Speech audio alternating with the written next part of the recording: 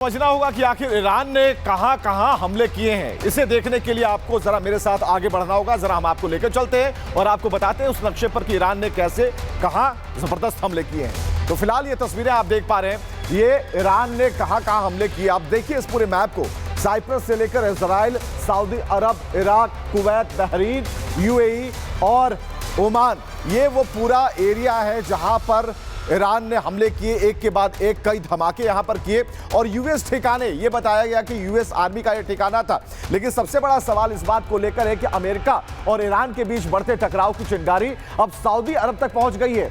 यहां पर अरामको की रास तनूरा तेल रिफाइनरी पर ड्रोन हमले के बाद वैश्विक बाजार में हलचल बढ़ गई। सैटेलाइट तस्वीरों में भारी नुकसान के संकेत मिले और इस रिपोर्ट में हम आपको दिखाने जा रहे हैं अब तक अपडेट क्या है।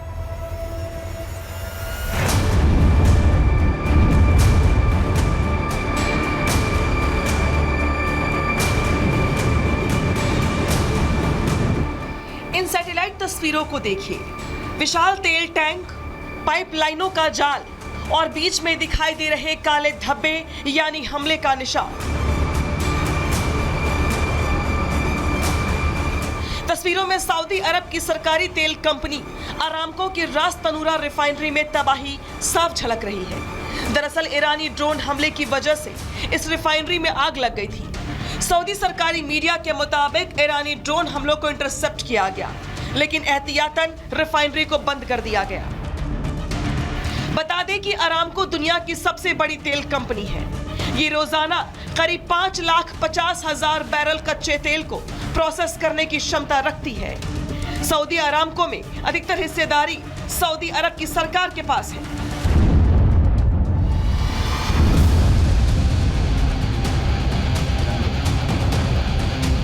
मिडिल ईस्ट के एक्सपर्ट्स के मुताबिक रास तनूरा पर हमला एक बड़ा एस्केलेशन है और ये संदेश देने की कोशिश है कि खाड़ी की प्रमुख ऊर्जा संरचनाएं भी हमले की जद में हैं। निवेशकों की चिंता बढ़ गई है और बाजार में अनिश्चितता का माहौल है। कुल मिलाकर रास तनूरा पर हमला सिर्फ सऊदी अरब तक सीमित घटना नहीं है, वैश्विक ऊर्जा सुरक्षा के लिए बड़ा संकेत है। अगर तेल ढांचे पर हमले होते हैं तो पूरी दुनिया इसकी कीमत चुकाएगी। तेल सुरक्षा और जंग, तीनों का समीकरण बदल रहा है। दुनिया की निगाहें अब खाड़ी क्षेत्रों पर टिकी हैं और आगे हालात किस दिशा में बढ़ते हैं ये देखना होगा। Bureau report, Republic Bharat. सुबह लेबनान में इजराइल ने ताबड़तोड़ हमले किए हैं और इन हमलों में हिजबुल्लाह को नुकसान पहुंचा है और बड़ा नुकसान पहुंचा। तस्वीरें आपके सामने हैं। हिजबुल्लाह का सैन्य अधिकारी मार गिराया गया है। हिजबुल्लाह का चीफ ऑफ कमांड ऑफिसर जो था उसे ढेर कर दिया गया। बेरूत की अगर बात करें तो वहां हिजबुल्लाह के कई ठिकाने जिसे चिन्हित कर उन पर हमले किए गए, जिसकी तस्वीरें आप देख पा रहे हैं। ये खुद फोर्स लीडर राका खजाई जिसे मार गिराया गया है इस पूरे हमले में, और ये तस्वीरें उस धमाके की देखिए। पूरी की तरह पूरी बिल्डिंग ही यहाँ से पूरी जमींदोज हो जाती है। ये खुद फोर्स लीडर राका खजाई यहीं पर था और एक ऐसा हमला होता है जिसमें सब कुछ चकनाचूर हो जाता है, ढह जाता है और उसकी मौत हो जाती है। तो दो तस्वीरें एक साथ हम आपको दिखा रहे हैं। एक तरफ मीटिंग चल रही थी और उसी बीच एक तेज धमाका और उसके बाद इस हमले में कोई भी अधिकारी नहीं बचा।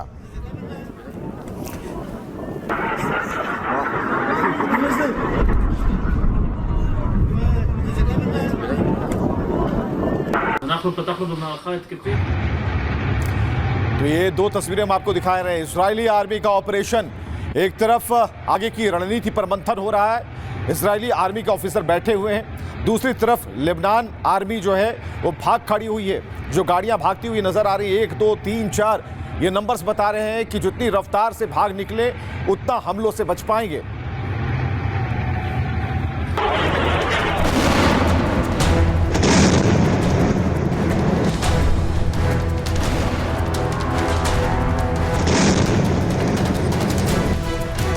धमाकों से गूंजता शहर,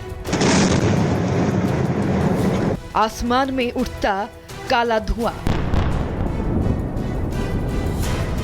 और मलबे में तब्दील होती इमारतें। अल्लाह अकबर, अल्लाह। ये तस्वीरें हैं लेबनान की राजधानी बेरूत की, जहां इजराइल ने बारूद की बारिश कर दी है।